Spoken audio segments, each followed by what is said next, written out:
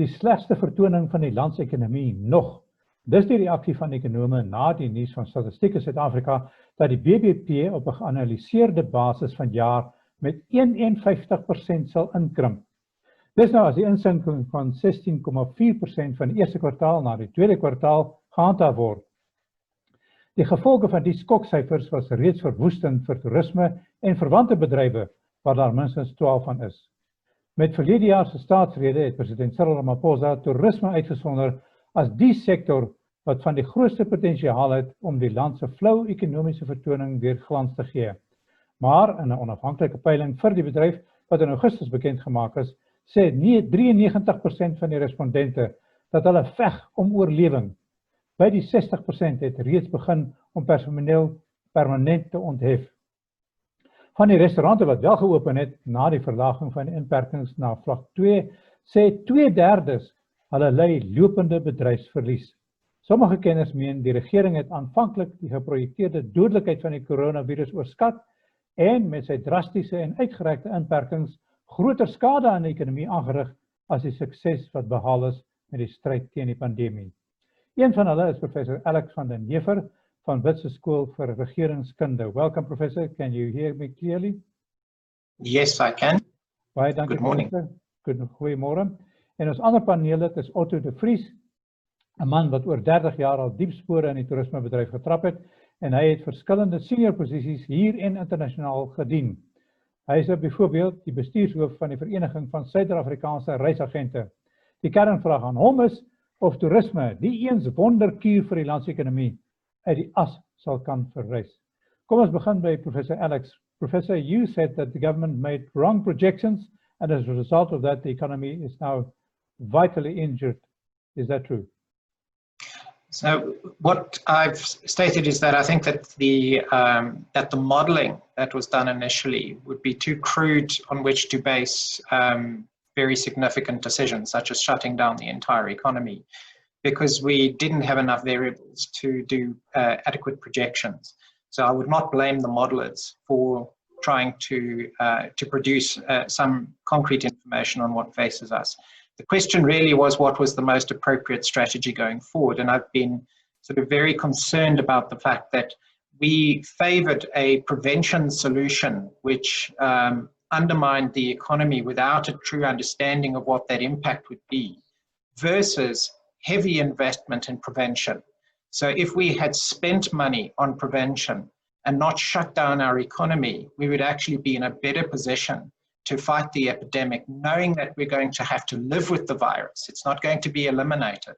So we're going to have to live with it. So under that approach, we had to move away from a strategy which involved a GDP loss of around about 13 billion rand a day under sort of level 5, compared to a massive investment in prevention, which might have involved maybe an additional 30, 40 billion rand in expenditure over an entire year.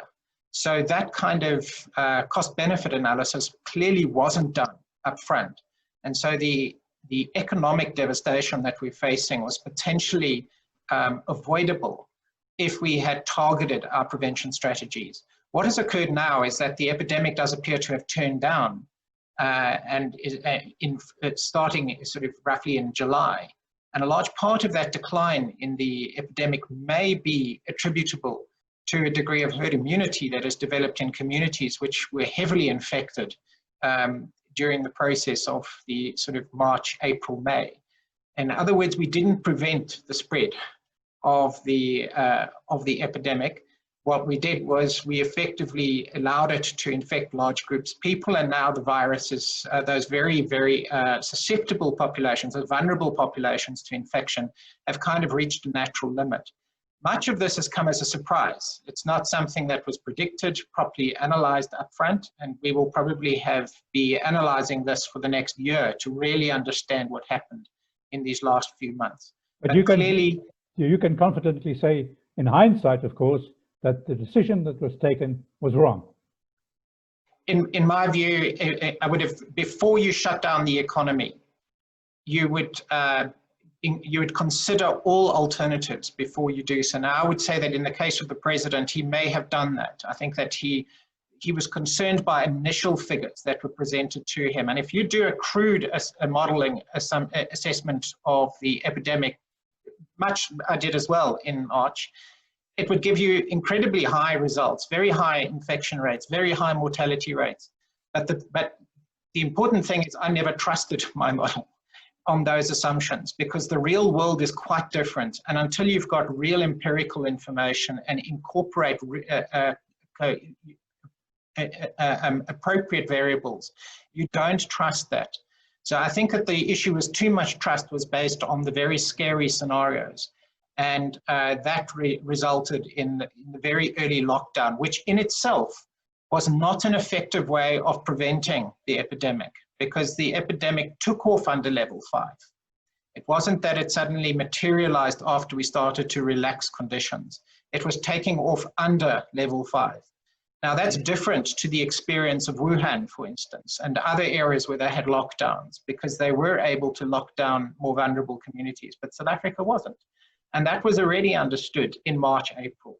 So we needed other prevention strategies, non-pharmaceutical interventions, and to get them in place very, very quickly. And if we had prioritized those, we wouldn't have had to close down the economy. We have to, the other important issue that was understood right up front was this virus is not going away. We're not going to eliminate it. We're going to have to live with it. And if you understand that, the longer you keep your economy shut down, the worse it is, because you're preventing nothing and you're doing more harm. So the mere, the extent, the period of time in which we would have to live with the virus is in fact an important indicator of what our strategy should be. And that means spend on prevention, don't close down the economy. And what we've done now is that we've it's had a devastating impact on government finances. And that means that government's ability now, even to fight the epidemic properly and many other things, has been severely compromised for many years. And a large part of that is obviously due to the fact that we ruptured our economy. So we have to recover the economy as fast as possible, live with the virus, and the situation we're in now is the situation in terms of the prevention framework in place and the non-pharmaceutical interventions, what we should have targeted in late March, early April. Okay, Professor, I think we can come back to the whole issue of what's going to happen from now onwards. Kom ons hoor net van Otto. Wat was die skade toe aan die toerismebedryf? Ek het verwys na daai peiling wat gedoen is, maar dit lyk asof dit redelik erg was en dat toerisme waarskynlik een van die bedrywe is wat die ergste geraak is. Otto. Ja, Freek, dankie. Dit is erg. Dit is baie erger as wat mense kon gedink het. Hoe langer dit vat dat ons bedryf nie oop kan gaan nie, hoe erger gaan dit word, want as jy nie inkomste maak nie, dan kan jy verwag dat die besighede gaan sukkel en hulle gaan koste inreken en hulle gaan besluit, kyk, dit is beter vir ons maar om ons deure toe te maak, want ons kry nie 'n definitiewe tydlyn ten opsigte van wanneer ons weer oop kan maak. As ons kyk na toerisme vir die reisbureaus in Suid-Afrika, hulle grootste inkomste is uit sakereise en die regering sake en regering op die oomblik reis glad nie binne in Suid-Afrika nie. En ons kan verstaan hoekom, want daar is groot risiko's en mense is onseker of al die prevensie wat hulle ingestel het, of dit gaan werk. So met ander woorde, die enigste inkomste moontlikhede staan nou vir internasionale reis. En ons grens is nog steeds toe. Ten opsigte van inbound tourism, so met ander woorde, buitelandse besoekers wat na Suid-Afrika toe wil kom. Vir ons raak die tyd nou baie min. Ons hoogseisoen begin in die volgende paar weke. En onder normale omstandighede is die tydperk tussen die aanvraag en die boekings ten opsigte van die reisdatums is meestal 3 maande vooruit. So ons is al klaar in 'n periode waarvoor 'n long-haul destination, 'n bestemming soos Suid-Afrika, ons moontlikhede om nog 'n bietjie van die buitelandse toerisme en die geleenthede wat dit skep te kan ontvang. Daar moet met ander woorde sekerheid nou wees oor wat die situasie gaan wees in Desember wanneer hulle vir hulle wintervakansie na ons somer kom. Hulle moet weet wanneer kan hulle planne maak om te begin reis. So met ander woorde, die lugvaartmaatskappye, die lugvaartredery, hulle moet almal begin om hulle planne in te stel, die datums vas te stel, dat die reisagentskappe kan begin om vakansie reise saam te stel vir mense wat na Suid-Afrika toe wil reis. En sonder 'n datum gaan niemand daai beslissinge maak nie. En daarteen sien ons nou meer en meer van ons kompetisie begin nou meer en meer hulle grense oop te maak. En so die moontlikhede dat hulle nou byvoorbeeld na Kenia toe kan gaan, of na Zimbabwe, of na Namibië, ten opsigte van ons kan nie na Suid-Afrika toe gaan nie, gaan beteken dat mense ander keuses gaan maak. So ons raak nou regtig in die laaste periode van enige kans om nog 'n bietjie ons seisoen te kan red. Is daar alreeds permanente skade aan die bedryf, met ander woorde dat seker besighede toemaak en dat mense afgedank word, fisies, dat hulle gesê word om te loop? Dit het al gebeur. Dit is al maande in die werking en ons het geprobeer, ons maatskappy het geprobeer om so lank moontlik dit uit te rek. UIF en TERS het seker gehelp, maar dit is nie genoeg nie. En jy kan dit nie volhou nie. Dit is nou al 5 maande so. Waar jy geen inkomste het nie, maar jou koste bly net daar. En so jy moet na jou koste toe kyk en sê, luister, wat kan ons doen om te probeer om nog 'n bedryf te hê in die toekoms? Maar vir baie maatskappye is daai pad nou verby. En dit het al klaar duisende mense afgedank. En dit gaan nog erger word as ons nie vinnig 'n verandering in die regulasies gaan sien nie. Goed, ek sal graag na jou toe wil kom, ook oor lugrederye, want jy is ook 'n kenner in daai opsig. So Professor Alex, if I can just come back to you, just give us a picture of the importance of the tourism industry to the economy of the country. Well, it's around about 8.5% of GDP overall. It's a major export sector. So it earns it's one of the largest sectors the largest sort of export sector after mining. So it is an absolute critical component of the economy. The question of why it would remain closed at this point is, it needs to be sort of carefully understood. What is the science behind it? Because a large part of the spreading of this disease is in what's so-called super spreading events, large gatherings of people, areas and contexts where one person infects many. In many cases, the tourism industry doesn't have that and can be protected against that. So the health protocols that have been developed mitigate against that risk considerably. This is not the same situation as in February or March. So under those circumstances, the risk to the spread of the epidemic that the tourism industry poses is considerably reduced. So as an economic sector, if the science doesn't say you are a major vector for spreading the disease, it should actually be open. And this raises the principle that a number of us had looked at quite early on, which is that everything should be open by default, and it should be managed by exception. Where things are not working, go there. But where things are working, leave them open. And here what we've done to a large extent with the different levels is closed by default and opened by exception. And I think that has been our big strategic mistake. Goed, ek wil net terugkom na jou toe, Otto, want jy dien ook by ASATA, wat natuurlik die internasionale lugvaartbedryf verteenwoordig, waar jy ook insette oor jare al gelewer het. Maar lyk vir my, ons is nou hierdie tyd juis getref deur chaos binne die lugrederybedryf, terwyl daar terselfdertyd dan ook hierdie pandemie is wat ons moet hanteer. Wat is die situasie, byvoorbeeld, kan jy vir ons sê, oor die Suid-Afrikaanse lugvaartbedryf waar SAL en natuurlik ander ook in die moeilikheid is?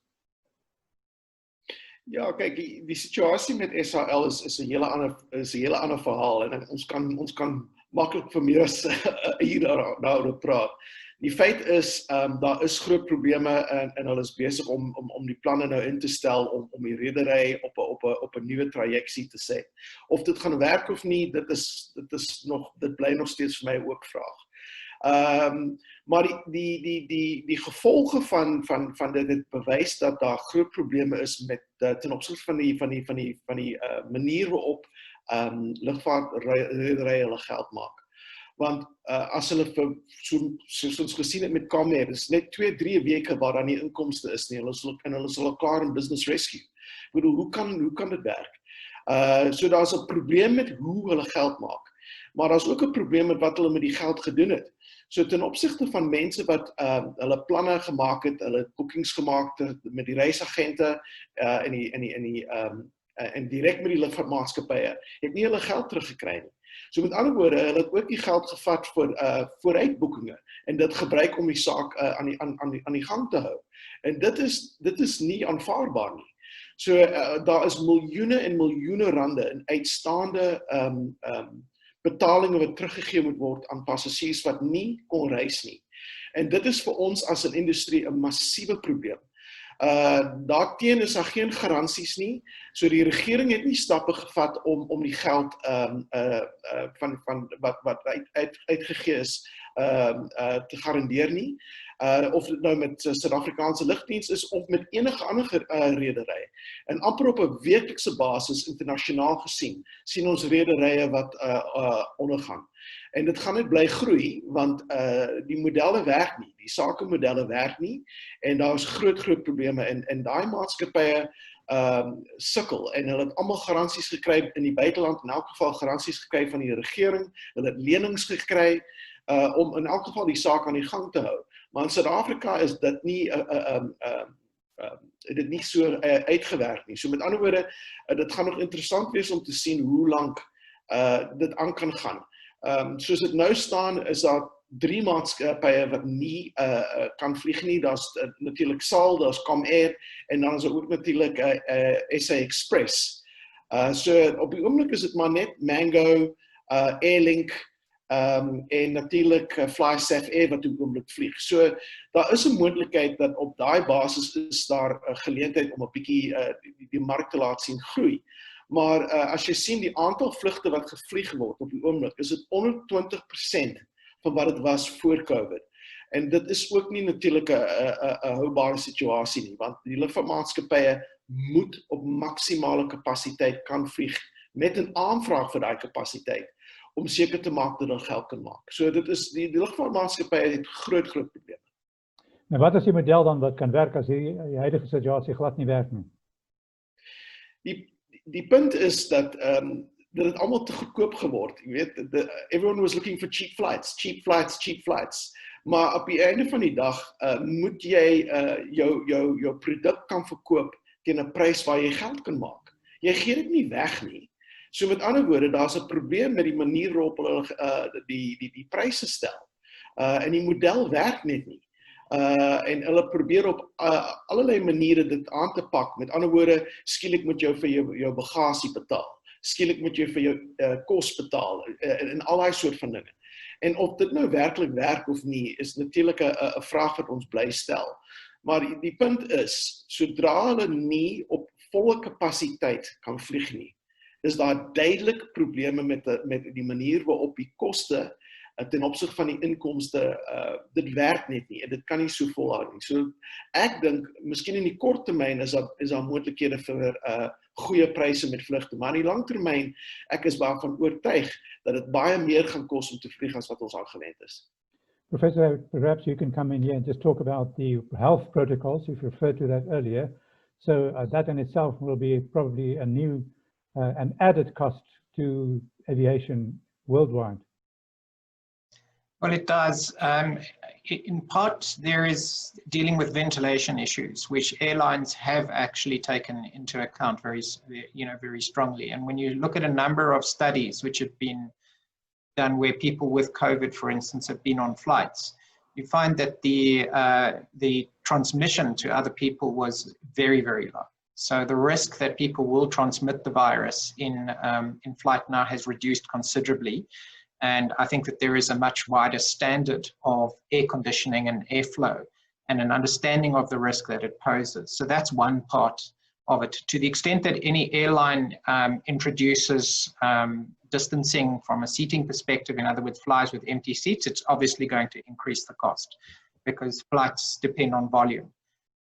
In terms of local hotels and restaurants and so on, you will have reduced volumes there, which they can compensate for through other kinds of sales. But I think that a lot of businesses are adapting their models. and learning how to do it efficiently. I think that this is how we have to move forward. I think ventilation has been an incredibly important issue to incorporate into the understanding of transmission in hotels, restaurants, and so on. And to the extent that that is well understood, which is if you go through the health protocols that have been developed in the tourist industry, they're basically as good as they can be. And you're as protected in that environment as you are in any other workplace. So I think that we're basically, as this is the only way that we can have to manage living and surviving with the virus in play. So I think that these health protocols are now sort of developed. They've got to be, they have been rolled out. They would be important to test out to see that they're working consistently and to ensure that there is adherence. My view on the whole issue of protocols, there was a discussion with the Minister of Tourism the other day who mentioned that there's some aspects of the hospitality industry that didn't necessarily adhere to the protocols always, and there wasn't always compliance. This to me is unclear. The issue is that, again, by default, you should be open. Where people are problematic, deal with them. But you don't close an entire industry on the basis of a few bad apples. Deal with them. But so I think that the issue is we're basically as prepared as we possibly can be, and we're probably about 3 months overdue for reopening this industry. Otto, stem jy daarmee saam uit die ASATA se oogpunt?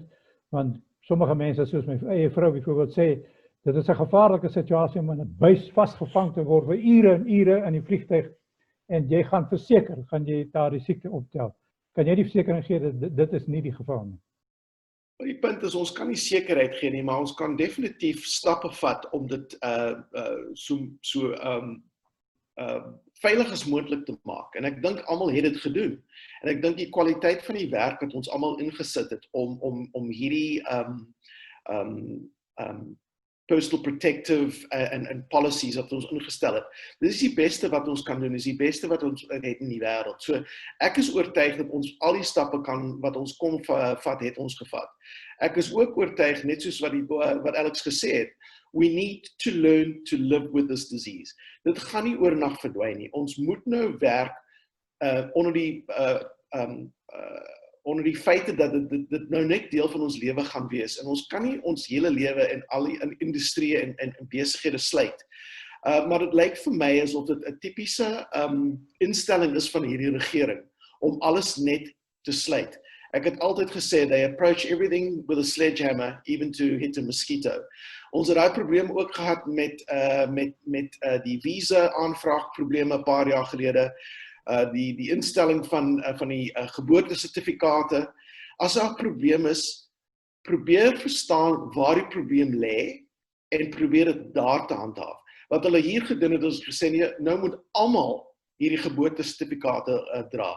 En dit het groot probleme veroorsaak, want die departement kon nie byhou om al die dokumente uit te lewer nie. So dit lyk vir my dis 'n tipiese manier waarop hierdie regering besluit om goed aan te pak. Just close the whole shop down. Otto, is die situasie rondom die visums al reeds uitgesorteer soos wat ons nou met mekaar praat of nie? Nee, glad nie. Daar was beloftes gemaak om stappe te vat vir e-visas en aanvraag te doen via die internet, maar ons loop so ver agter, ons loop jare agter en dit help nie ons posisie ten opsigte van ons kompetisie nie, want ander lande het baie groter en baie vinnige stappe geneem. So ons is nog nie daar nie, ons is lank nog nie daar nie. Die ander kwessie wat nogals interessant is in hoe mate gaan hervorming moontlik wees, want die president sê dat dit gee die geleentheid nou vir nuwe hervorming in die bedryf of in die ekonomie. Wat kan dit behels vir julle? Kyk, hervorming is 'n baie groot en breë woord ten opsigte van wat hulle beteken. Die hervorming het al begin ten opsigte van die stappe wat ons gevat het spesifiek ten opsigte van COVID-19. En ek dink, jy weet, ons weet nou ons kan dinge anders doen as wat ons aangewend is. So daai soort van verandering is al klaar daar. Ten opsigte van ander veranderinge, kyk, dit is net, ek dink dit is 'n gevaarlike stap om te sê hervorming moet deel maak van die toekoms. nie onder sulke omstandighede nie. Hier gaan dit om te probeer om industrie, soos die reisindustrie en die toerisme, we need to save it first. Dit is die eerste prioriteit. Want as daar nie 'n industrie is nie, is daar ook nie 'n geleentheid nie vir hervorming en vir werk. So met ander woorde, dit lyk vir my asof we probeer iets aan te sluit op 'n ding wat eintlik, dit is net nie die regte tyd vir dit nie. Professor Alex, it seems that we all realize at least that a new kind of way is necessary to save the economy, because the interconnectedness is so vast that you could not have anticipated that. Just give us a perspective of how the economy works in a different way than perhaps the government realized at the time when all of these restrictions were introduced. Well, I think that there was a very naive assumption that you could close and then reopen and just rebound.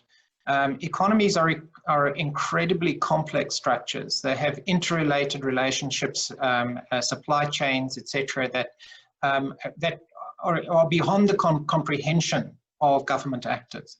So when you have a blanket closure, you have a lot of impacts that you don't really understand or know. Secondly, you don't even know how to mitigate the consequences of your actions, even if you want to. Government really didn't have and doesn't have the capacity to mitigate a general closure. What it does is it's in many of the measures that it has implemented have only had partial effects on South Africa. And so if you're implementing a policy that you don't really fully understand, can't really comprehend the implications of, and don't really have an ability to mitigate unless you have a lot more sophistication in your measures, then don't do it. Do the other measures, do the things that are within the capability of government. And I think that when we're looking at the general progression of quite a lot of our key industries, the problem is that government is standing in the way of people who understand their business getting on with their business. Now, that's not sort of a kind of free market mantra. It's an issue that industries need to be able to move forward. And when government intervenes, it needs to be enabling, not disabling. And what we are seeing is that there's a preference for simplistic, linear, disabling interventions rather than enabling frameworks that allow the sectors themselves to evolve and adapt and grow at the pace of their competitors. So we're losing out because our government stands in the way, particularly in the areas where we have to compete internationally. And if we end up in the tourist industry with all of the people who would have booked to come to South Africa all going to Bali, that's going to have been because of government, not because of our industry. And that's what we've got to stop. When we have failures of business in South Africa, it should not be because of our government. Otto, die president luister nou na verskillende bedrywe oor wat nou vorentoe moet gebeur. Hy gaan waarskynlik 'n aankondiging doen dat daar van vlak 2 na vlak 1 afgeskuif word, met ander woorde groter vryheid sal gegee word. Maar wat dink jy in die praktyk moet gedoen word deur die regering en deur jouself om nou hierdie bedryf uit die as uit te trek en vorentoe te gaan? Ek dink Alex het dit baie mooi uitgelê. Die punt is baie simpel. Hulle moet nou ons grense oopmaak. Hulle moet so vinnig as moontlik instelling maak dat ons na die eerste level 1 toe gaan, en hoe vinniger hoe beter.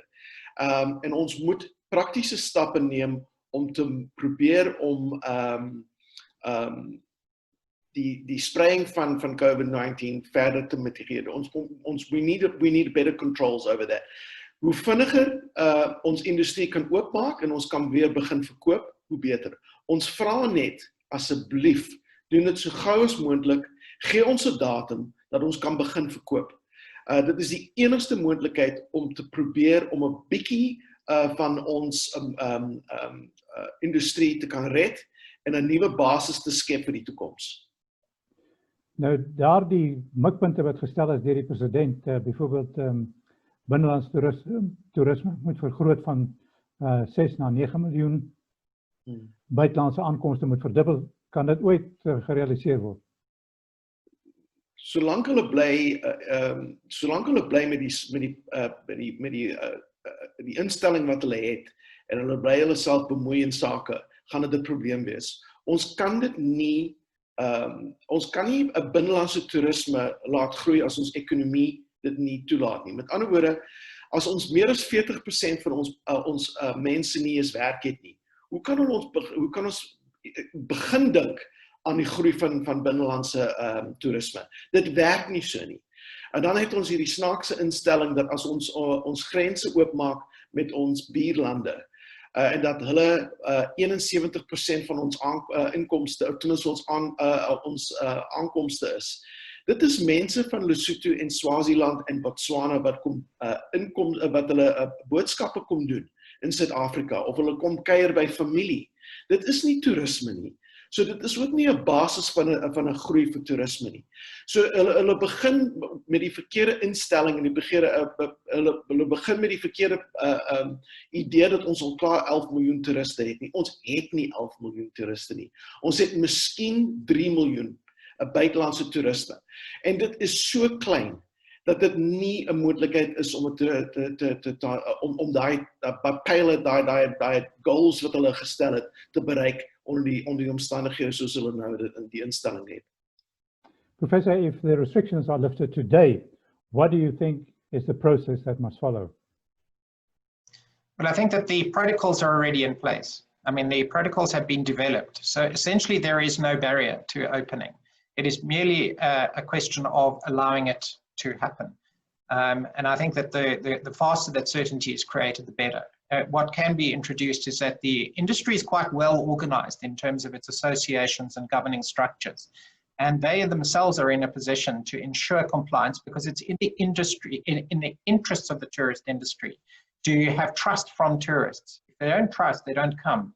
So without a government, there's a need to actually deliver in a particular way. So I think that the issue is that there's no particular logical reason why the industry should become closed a day longer. And I agree fully that the issue of saying that we have a phased approach, that we open the regional borders first before we go to the international borders, is illogical, because all borders should just be open. There is no additional risk. Our risks still lie in large gatherings of people in closed spaces. Even when our new infections go down to relatively low levels, that's still going to be a risk. Taxis that don't have open windows, which they're not enforcing. Taxis with 100% people in, not enforcing. So church gatherings that go up to 100 in an indoor setting as opposed to an outdoor setting are the risks. So those kinds of gatherings are risks because they create contexts and situations where super spreading events can occur. You don't get super spreading events when you've got all these protocols in place and low density part of the protocols are keeping groupings of people in the tourist industry in sort of low density settings. So the risk of super spreading is way down, and to the extent that there are any failures, you address them while the system's open. But in essence, there's no logical reason not to open tomorrow, and I think that the industry is well prepared and has been geared for some time to be able to manage the situation going forward. It just needs the green light. Wel, wat sê jy, Otto? Is julle reg met 'n plan wat op die tafel lê wat toegepas kan word dadelik? Ons is reg. Ons het al die stappe geneem wat ons kan. En dit is belangrik dat ons daarby hou. Die enigste ding is nou om die grense so gou moontlik oop te maak en dat ons kan begin om die bestemming weer te bemark. Dit is vir ons die grootste taak nou. En die bemarking moet aantoon dat ons reg is en dat die bestemming veilig is en dat ons al die stappe geneem het wat ons kan neem om ons toeriste veilig te hou. Dit is wat die boodskap moet wees en hoe vinniger hoe beter. So ons is reg en ons kan begin.